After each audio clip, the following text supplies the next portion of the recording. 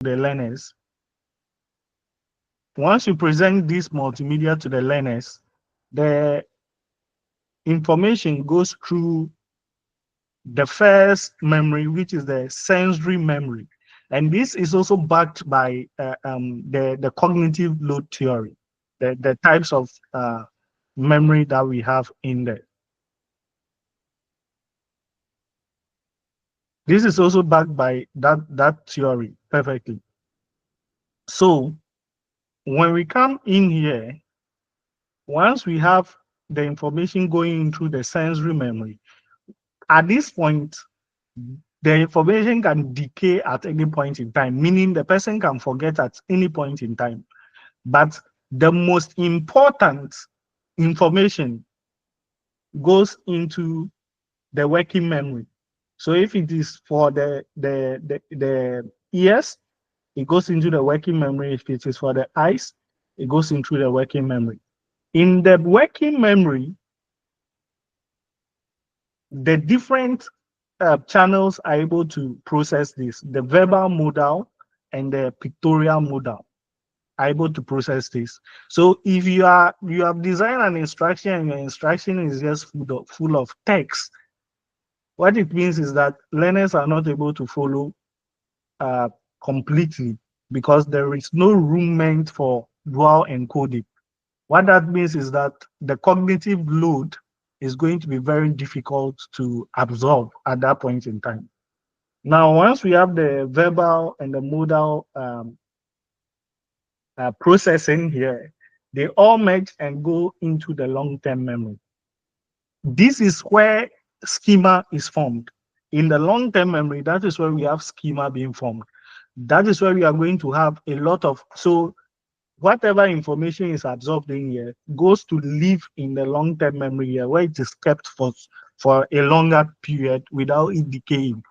But because it is here, more information comes back. And once that information that comes back is an information that can be related to the new information, it forms some sort of what? Prior knowledge for the learner. So it is very important that we manage cognitive load when we are designing instruction, coupled with Myers multimedia principle, to make sure that each channel of how humans or learners absorb information is balanced. You don't put in too much text. If you put in too much text or your content is full of text, what it means is that there is going to be the cognitive load on the modal, the verbal modal, or the words as a channel is going to be so much that the learner will not be able to absorb or comprehend or even keep what you have taught them. So it's very important to understand the cognitive load theory and Myers multimedia learning theory. Now let's look at the implications of this on learning design. So one, you make sure that you use both visuals and words. You have to make sure that you use both visual and words. You have to make sure that you simplify your designs. You don't want the design to look too complex, just too complex. No, you need to simplify your designs as simple as they can be. You need to simplify them. Now, you need to align the visuals with audio or text. You need to align the visuals with audio and text. Now, if you look at my presentation that I've designed, looking at what I have here alone should tell you that this presentation is talking about design. So your visuals, if I put the picture of a cat here, what is the relationship between a cat and learning design? It becomes very difficult. So it is very important that whatever visuals you are using should align with with audio, and it should align with the text. Now let's look at design foundation for e-learning and why it is important here.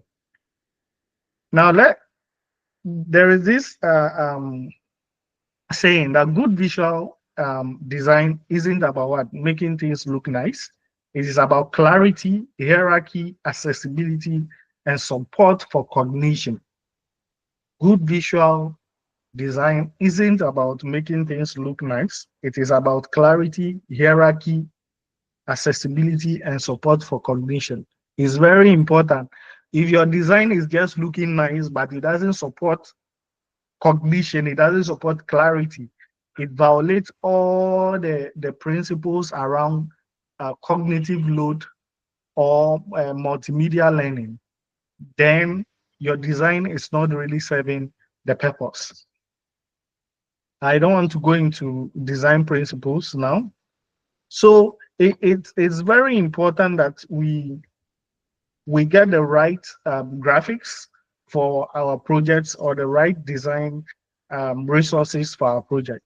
Now, we will need to know how to source resources, images, media uh, um, for our projects. So, for instance,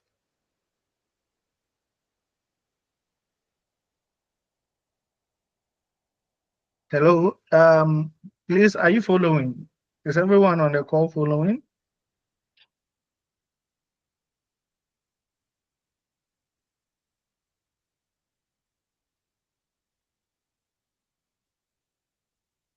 Okay, great. So we need to learn how to source for images and media for learning. It's very important. So to do that, there are a number of platforms that allow you to source for images. You want to ask yourself certain questions. The image or the video you are sourcing, is it relevant to the learning content? Does it support or does it distract the objective? Is it an extraneous load?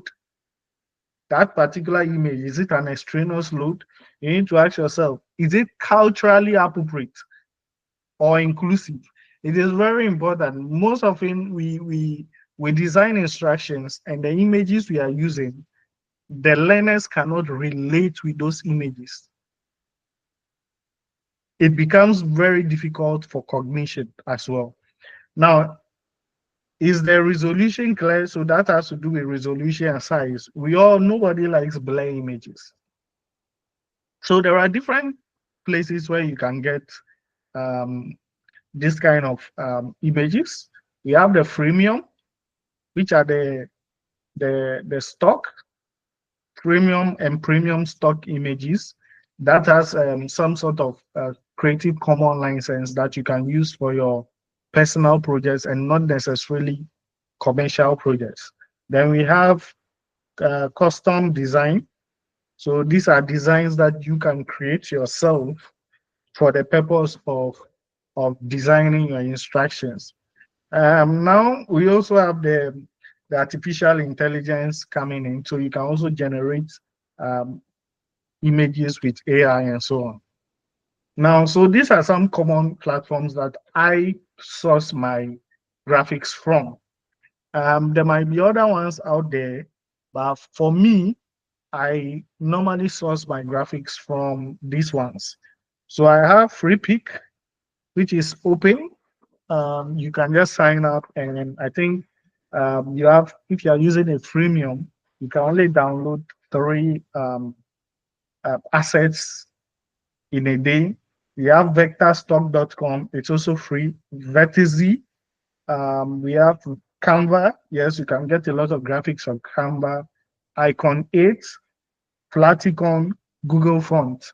You can get a lot of resources from here to create designs that that is able to resonate with people and manage comprehension and cognition. So basically, if you're an instructional designer, you also want to learn some of these graphic design tools that will help you in creating the right graphics.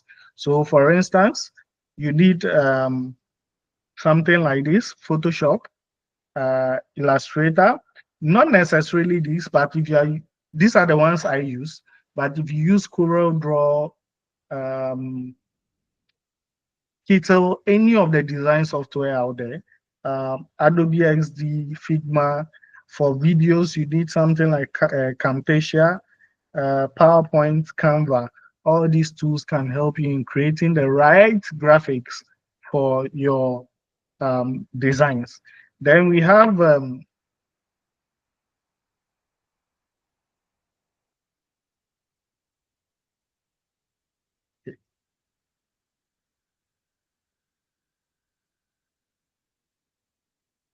yes. So now one thing you need to know is that you need to be a creative thief if you want to be a very good instructional designer or a very good e-learning developer. You need to be a creative thief. You need to steal like an artist. So you need to embrace inspiration from other people's work and transfer them into something original that you have created yourself. Um, it's more of you trying to take elements and techniques that other people are using and trying to blend it into your own style. It's very important for you to do that. Now, let me take you through my design process for achieving the best graphics results that helps in comprehension or cognition. So I'll stop sharing this screen now, and I'll share a project I've been working on.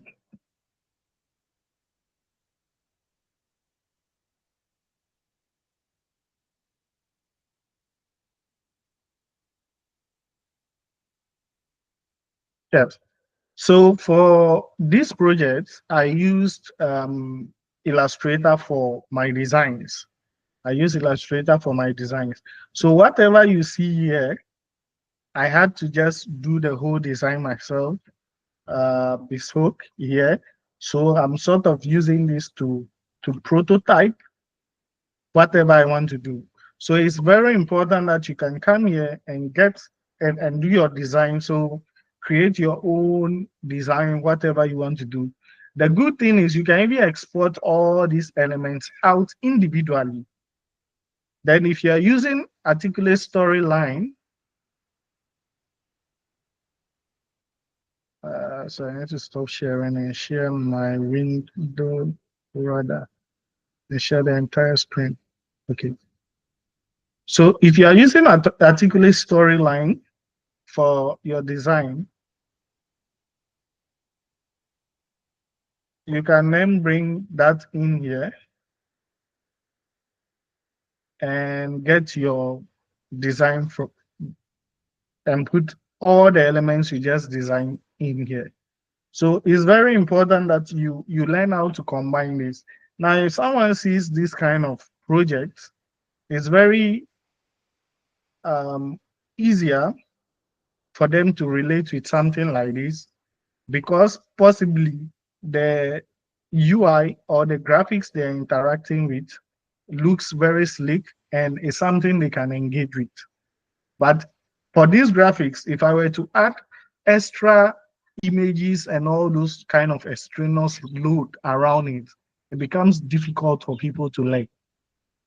So it is very important that in line with the cognitive load theory and Myers multimedia learning principles, you're able to read more around these two areas and see how you can merge the learnings from these two areas and incorporate them into your learning design. It is very important. Without that, you could be creating content that people don't really engage with, content that is not really engaging. Because one, you might be having too much text on your content. Two, you might be having too much graphics, too much color. Some of the things are just unnecessary or extraneous. It is very important for you to consider some of these things when designing your learning. If there is anyone on the call who have a question, please, this is your time to ask a question. I'll be glad to answer. This was supposed to be a very engaging session and not a lecture, but I think we can proceed. Yeah. So please, ask your question. You can just unmute and ask your question.